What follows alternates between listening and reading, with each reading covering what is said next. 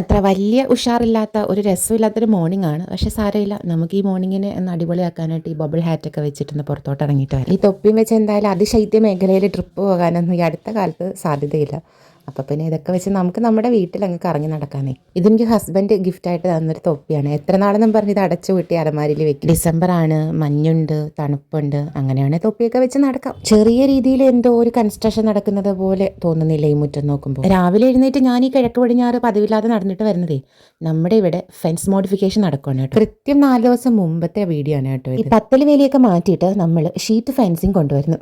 അനീതിയുടെ ഭാഷയിൽ പറഞ്ഞാൽ ഷീറ്റ് മതിലടിക്കുന്നു. അതുകൊണ്ടാണ് എംസാൻഡും മെറ്റലും കല്ലും കട്ടയൊക്കെ അവിടെ ഇവിടെ ആയിട്ട് കിടക്കുന്നത്.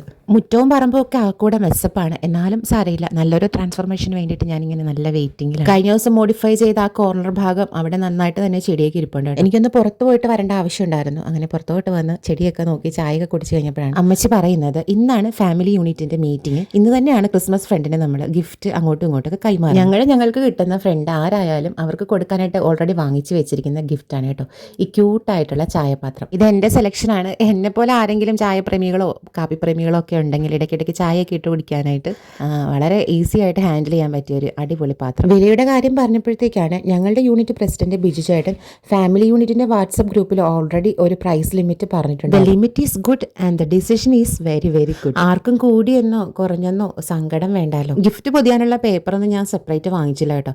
എന്നാലും കുഴപ്പമില്ല, എൻ്റെ കയ്യിൽ ആവശ്യത്തിനും അനാവശ്യത്തിനും ഒക്കെ ഇവിടെ സാധനങ്ങൾ ധാരാളം ഇരിപ്പുണ്ട്. ഇത് വാൾപേപ്പറാണ്. ഈ ചായപാത്രം ഗിഫ്റ്റ് ചെയ്യാനായിട്ടൊരു ബോക്സ് ഒന്നും ഇല്ല.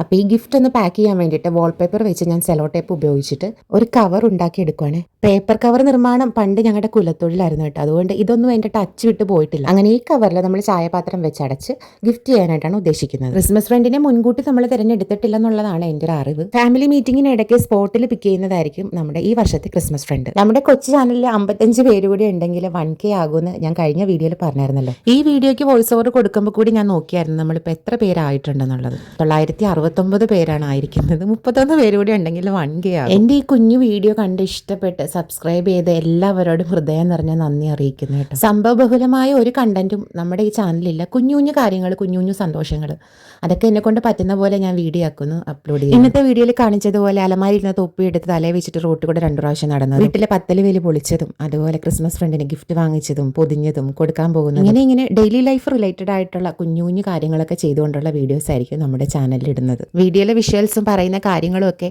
ജെന്യൂൻ ആയിട്ട് ചെയ്യണമെന്ന് ഒത്തിരി ആഗ്രഹിക്കുന്ന ഒരാളാണ് കേട്ടോ. സോ നിങ്ങൾക്ക് വീഡിയോ ഇഷ്ടപ്പെടുകയാണെന്നുണ്ടെങ്കിൽ നമ്മുടെ ഈ കൊച്ചു ചാനൽ സബ്സ്ക്രൈബ് ചെയ്ത് സപ്പോർട്ട് ചെയ്യാനും ലൈക്ക് ചെയ്യാനും കമൻറ്റ് ചെയ്യാനും ഒന്നും മറക്കരുതേ. അടുത്ത വീഡിയോയിൽ വീണ്ടും കാണാം.